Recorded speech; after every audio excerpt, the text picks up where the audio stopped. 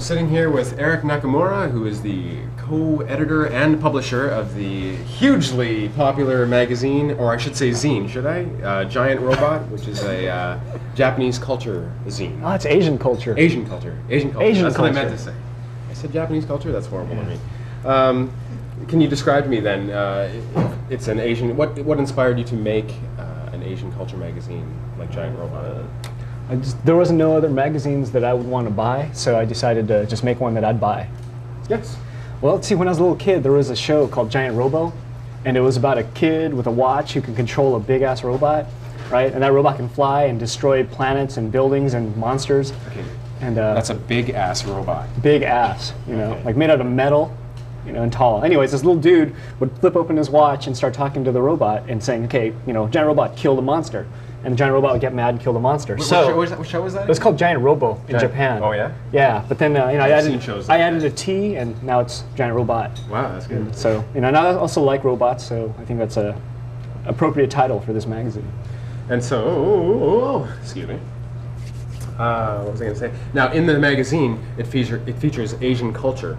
That would include, I guess, films, video, music, art, animation.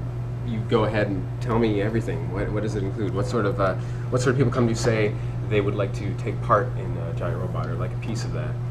Well, I mean, the magazine's got all kinds of crazy stuff in it. You know, whatever we want and whatever we're interested at the time. So, like, if we're traveling, let's say, we could write about our travels. I might even write about you. You know. Well. Take You'll a photo. dedicate a whole 1/16 of a page to me or something. Yeah, postage stamp size. And no, we just basically look for whatever we feel is interesting, you know, and that what we want to learn about. Because Giant Robot's about us learning too. You know, like Right. I pick up a lot of information just from writing articles and researching that. Yeah, we shove it all in there and make an article out of it. Sometimes out of something that no one even cares about. And Giant Robot's been out for how long? 3 years? 3 years. 3 years. Yeah. And how has it changed from, let's say, the first issue to now? Has there been a significant change? I know there's one that's you know really recent, but start from the beginning. No, at the very beginning we were staple and fold. You know, like I barely knew how to use a computer, so I'd type articles on the computer, cut it with scissors, and paste it together. You know, on a piece of paper, and then we'd Xerox it and fold it all up, staple it. It was just so really handmade. And at the first run it was 240, and now we're up to like the 12,000 range. You ever want to go back to those days?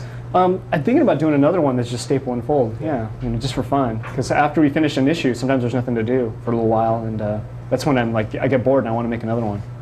But now in its third year, I guess it has become fairly popular, has it not? I don't know.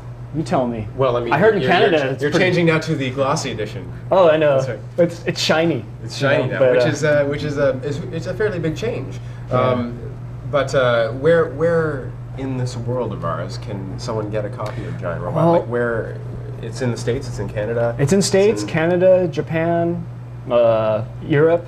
It's all over the place, but it's heaviest probably in the States and maybe some in Canada too. Right. Yeah, but you know, it goes to like big stores, big chain bookstores, big chain music stores, mom and pop stores, liquor stores.